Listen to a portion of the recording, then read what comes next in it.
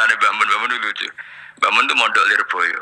Itu di Bandar Kidul akeh wong ayu. Itu dulu babahnya Mbah Mun itu ada yang suka orang sana sampai nikah orang sana juga pulang ke sarang. Itu di antara mbah-mbahnya Mbah Mun. Suka perempuan sana terus nikah sana enggak pernah pulang ke sarang. Nah, Mbah Mun tuh lahir dari adiknya, pokoknya dari keluarga, dari saudara yang enggak pernah pulang dari Bandar. Diwasiati mun nak mondok ujo geman dolan ning Bandar Kidul. Akeh wong ayu. Akhirnya malah penasaran. Justru kalimat itu yang menjadikan maksudnya ku ayu ning nganti sepiro kok nganti mbahku katut kan malah akhirnya penasaran. Lare kata Mbah Mun, tak angen-angen bener Imam Ahmad bin Hambal. Maksudnya ku kalimat itu pancen ribet. Kalimat itu ribet pancen. Coba milih mana coba? Jong ojo geman moro pasar opo lah nang daerah kono. Ono opo? Bahaya kan. Gara-gara kamu melafatkan itu malah orang penasaran. Di sana ada bareng delok ning ono ya nak terus mulai tak ora. Nah, makanya pertanyaannya, pengarang buku juga kena hisab karena sebetulnya apa yang dia tentang orang lain menjadi tahu karena ceritanya dia. Coba kamu ngarang kitab saja yang anti Syiah atau anti Mu'tazilah atau anti Murji'ah atau anti otoritarian, mesti pembaca itu nggak bisa kamu kendalikan. Nah, itu juga rawan hisab. Makanya berat. Pokoknya walatus alunna yauma idzin anin naim. Semua itu nanti dimintai tanggung jawab oleh Allah Subhanahu wa Ta'ala. Karena kita tidak pernah tahu. Akhirnya Haris Al-Muhasibi gak ngarang kitab. Imam Ahmad itu tidak punya karangan kecuali riwayat Musnad Ahmad bin Hambal. Kalau ada 14 juz. Dia tidak punya karangan. Ketika ditanya, saya takut membuat hal baru dalam Islam.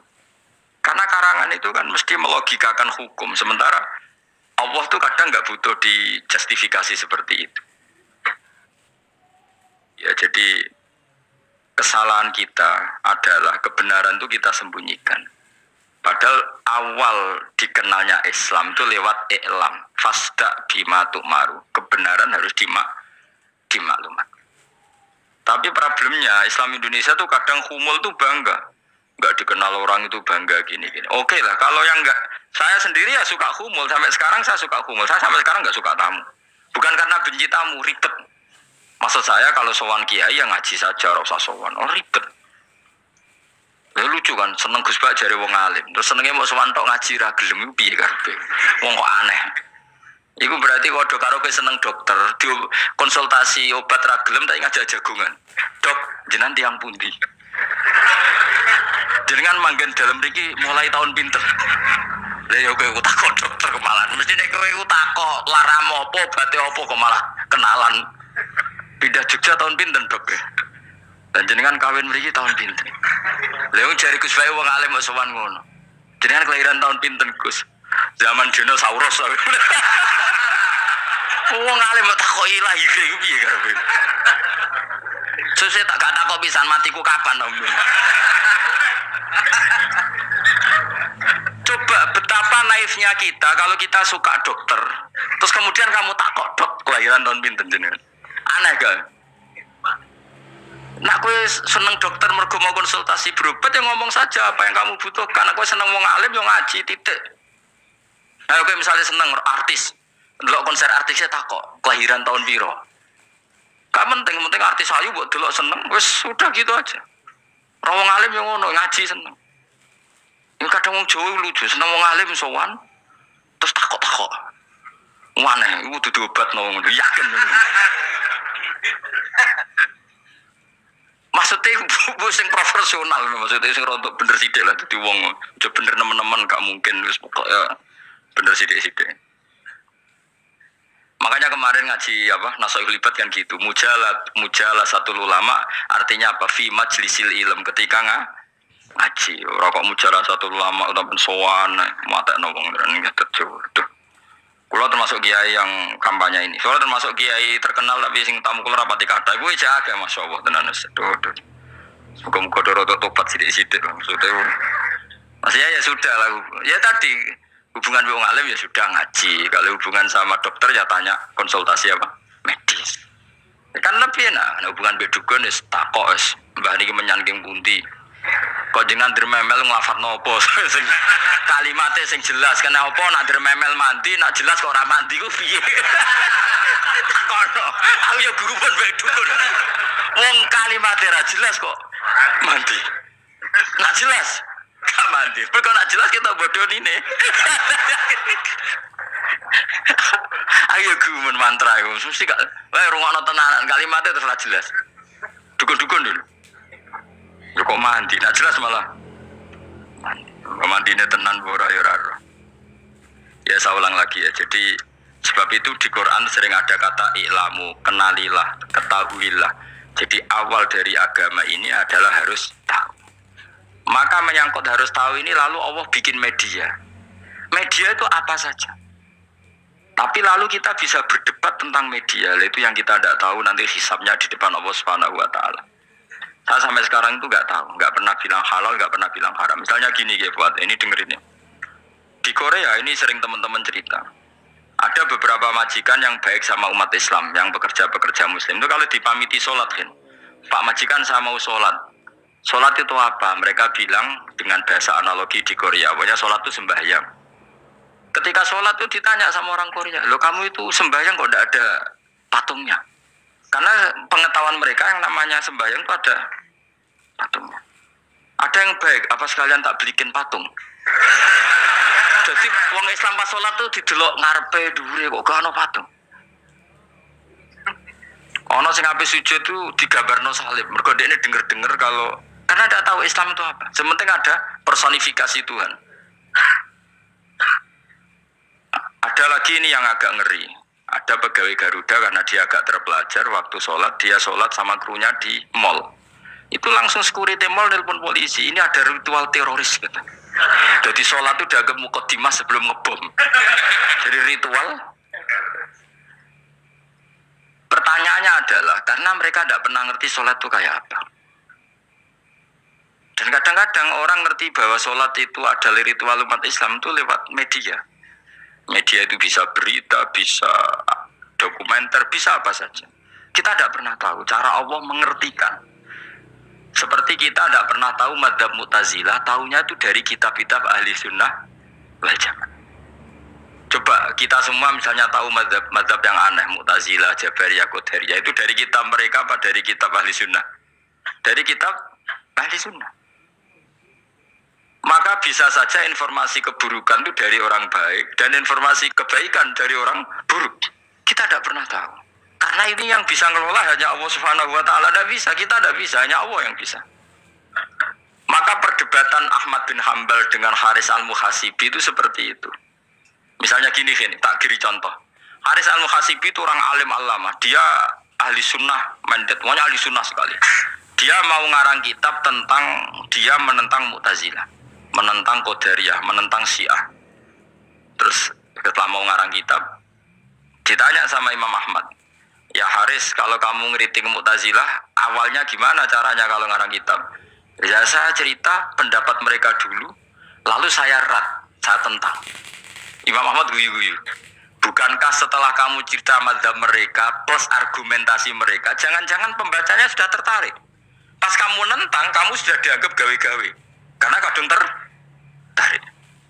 Saya tak contoh wae, misalnya gini, kowe sekarang rasa baru dadi wong soleh biasa wae. Aku ono gambar wong wedok montok tak tulis, hindari ini. Kira-kira dia mau hindari apa gambare? Gak jawab, kira-kira. Sebuah nikmati kata hindari apa? Sebuah eling-eling kalimat hindari apa gambare? Kira-kira. Padahal tulisannya apa? Hindari bahaya ini. Bahaya nanti terus didelok. Terus yang dieling-eling orang hindari deh tapi sama.